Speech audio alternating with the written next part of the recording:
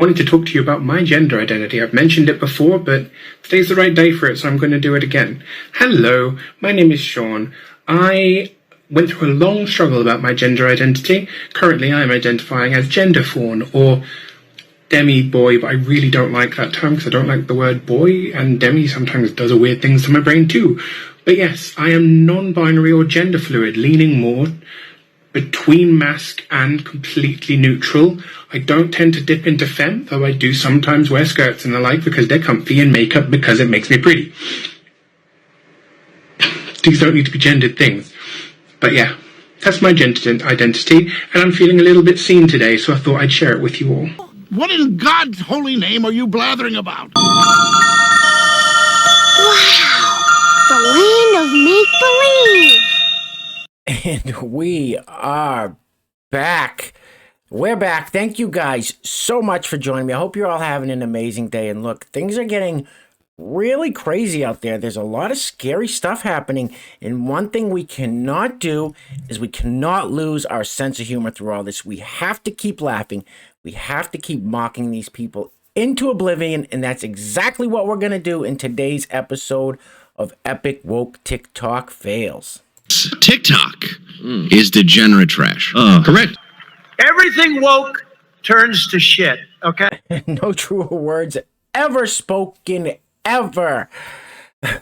Anyway, thank you guys so much for coming back. So I'm having this thought in my head that all the memes and TikToks and pictures and video clips that we show here at this channel, they're the same things that Vladimir Putin and Xi Jinping of China are looking at, and they say, these aren't serious people. That's not a serious people over there in the United States. So we're going to do what we want. You take whatever place you want today. If you want Ukraine, you do that. We'll hit Taiwan next week when after you get started, and we'll just keep going. I mean, look at the screen. You cannot tell me that any of these world leaders are looking at us and saying, wow, those are some strong leaders over there in the United States. They're doing a wonderful job. Look. Anyway, I do think that with this channel, with this community that we've built, I think we're helping future generations way, way, way in the future. I think what's going to happen is historians are going to look back and they're going to say, what happened to that great country known as the United States of America? How did it fall? What could have happened? Such a great country for so long. And then they're going to say, well, there was this knucklehead named Mike, and he had this channel on this thing called the YouTubes. Let's see if we can dig that out. They'll dig it out of the archives. They'll start checking out these video clips, these TikToks, these memes. They'll start looking at all your guys' comments, and they'll say, that's what happened. We completely understand now. We know exactly what happened, and we're never going to let it happen again. So I really think, like I said, we're helping future generations stave off this woke insanity to protect their empires down the road. So it's the sacrifice we got to make now. I don't know, guys.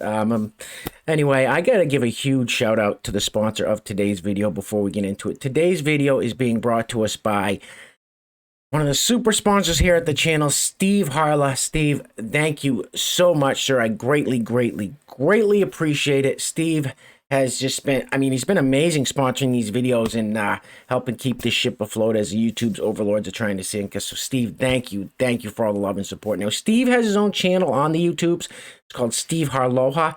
It's Harloha because he's down in Hawaii, which I'm extremely jealous of because I'm freezing cold where I live right now. We're getting a snowstorm tomorrow. Steve's down in sunny Hawaii. Be grateful. I know you are. So I'm going to link Steve's YouTube channel in the description box below. After this video, I'm sure Steve would greatly appreciate it if you went over to his channel, hit the subscribe button, showed him some love and support over there. And listen, if you're new to this channel, hit the subscribe button here. Become a member of the greatest community on the YouTubes. I'll shut up now. Let's get into it. All right. This first one is this one clip right here is very similar to the first one we saw. I don't understand basically any of it. Roll the film. If you're non-binary and you know it, clap your hands. if you're non-binary but you're actually gender fluid, but you don't want to explain to people that your pronouns change regularly because your gender is that freaking fluid, and you don't really care either way what pronouns people use, except for certain days where you feel super masc or super femme or super androgynous. But you also don't want to bother people with having them try to remember what pronouns you are for certain days, and even you don't really know most of the days, so you just sit there like, sure, whatever you want to reference me as. Clap your hands. What the hell are you talking about? Are you off your fucking meds or something? Clearly. Oh. I don't know. Moving right along. All right, this next one, the comment says, thoughts on Russia invading Ukraine. I don't know who this feller is. It doesn't look like he could fight his way out of a wet paper bag, but he's got a message for Putin. Roll the film. Thoughts on Russia invading Ukraine. Not on my watch, Russia. If you know me, you know that I hate world wars. It's like my least favorite thing ever. So watch out, Putin. Or should I say puta? You think you tough? You think you're tough, huh? You're not that guy, pal. Trust me. You're not that guy. that was weird. He says, thoughts on Russia invading Ukraine, not on my effing watch, Russia. And then he goes, it's my least favorite thing ever. He starts whining like a little baby. Like, what? If this kid ever was face to face with Vladimir Putin, this is exactly what would happen. I must break you. Poor little kid. All right, this next one's interesting. I think this is very interesting. I come across this, and I think stuff like this should be embraced. Clearly, there was some kind of brainwashing that happens to these people when they're young. You'll see what I'm talking about. Roll the film, please. You know what's fucking terrifying? I was gonna start testosterone today. I was gonna start transitioning into being a male. But I had a major epiphany the other day, and I came to the realization that I was not transgender. Might be mind-blowing, yeah, nitpicker 18. I'm not a guy. I devoted so many years into trying to convince myself that I was a male, but I realized that I wasn't. Never thought that this day would come. Hi guys, I'm Maya. I'm a cisgender female.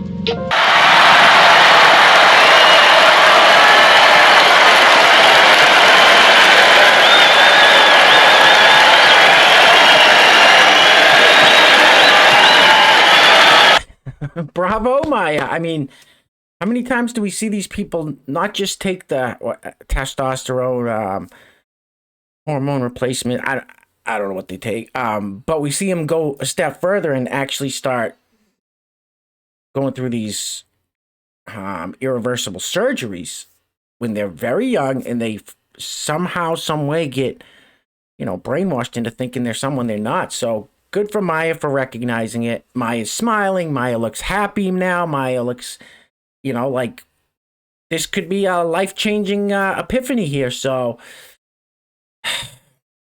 take that for what it is. Moving right along. All right, this one's kind of strange. It's just a quick clip of it says, my pronouns throughout this year. So it goes through January through December. She, they. Just check this out. Roll the film. In January, February, March, April, May, June, July, August, September, October, November, December. Ha! That's it! Hold it right there! Pronoun trouble. Hey, these kids carry on today. You can't tell boys from girls. I mean, the girls that wear slacks, fellas let their hair grow. Oh, back when comedians were great. Still a handful out there. So not only can you not tell by the looks, I'm not sure what that is, but then if you look what they call themselves, is she, they, the they is, that's the she, they, and then they go they, she, he, and then they go they, she, he, z, or XEZ, and then they're a he, they in December when they started out as she, they in January. That doesn't make sense. Of course it doesn't make sense. That's the whole point. It's meant to confuse us. Moving right along, please. Our teacher feature of the day. You know, a video would not be complete without a teacher feature. This is... I mean, we've seen it time and time again. It's frightening. You know, if you can get your kids out of public schools, please do. And I've had people in the comments say, it's not all public schools. There are some good teachers. I know that. I understand. I'm not a dummy. I don't think every teacher in the United States is like this, but seems to be a large number that is continuously growing, and it's enough to be alarming. Roll the film. I am an out teacher at my school, out as both bisexual and trans, and a lot of other teachers on TikTok were wondering how I managed coming out to my students. And it's a really interesting story. So this was right before the pandemic. I came back to my school after being away from it for a while, during which time I transitioned. So none of the kids knew me as trans, but I wanted to talk about it. So what I did is, as soon as I came back, I joined up with the GSA, realized how many questions the kids had, and decided the best thing to do would be to host a Q&A. So the kids made up a whole bunch of flyers, and then one day during lunch, we hosted the Tea Talk. It was a triple entendre of T as in trans, T as in spilling the tea, and T as in we literally served them tea. It was great. It was a huge success. So many people showed up. We didn't have nearly enough tea for everyone. And I spent about 10 minutes talking about the difference between gender, sex, and sexual orientation, and then also talking about my own life story, sort of like the highlight reel of how I decided to come out. And then for the remaining 30 minutes, the kids asked questions and I gave answers wherever I felt comfortable. I think you're all fucked in the head. The narcissism and self-indulgence, these people, it's just, me. Look, if you want to do all this stuff in your private life, cool. Why don't you just go in and teach the kids math? Or teach them English? Or, social stuff? Whatever you're supposed to teach them, just teach them that. Why do you gotta have a Q&A about gender identity and sexuality and all this other stuff? Like, what? I just hope the parents are, you know what? Moving right along. It's all just looks to me like grooming behavior. And we've seen it from this gentleman several times on this channel. This one's very interesting because this guy had a chance to redeem himself here. The comment says, for our blind viewers and our people sitting way in the back, I'm interested to hear this is what someone's commenting to this gentleman. I'm interested to hear your opinion on trans people competing in sports. I saw this and it stirred something in me. I'm so happy this person can be who they want to be. However, there is something about fairness playing on my mind. All right. So fairness in sports. So letting trans people, so for example, a biological male playing in all female sports. Now, this person could have came out and said what Caitlyn Jenner said. I've seen several trans people, Blair White, say, there shouldn't be biological males playing in female sports and vice versa. They should have their own category if that's how they want to do it. This person's insane. So it goes a little deeper than that. Roll the film.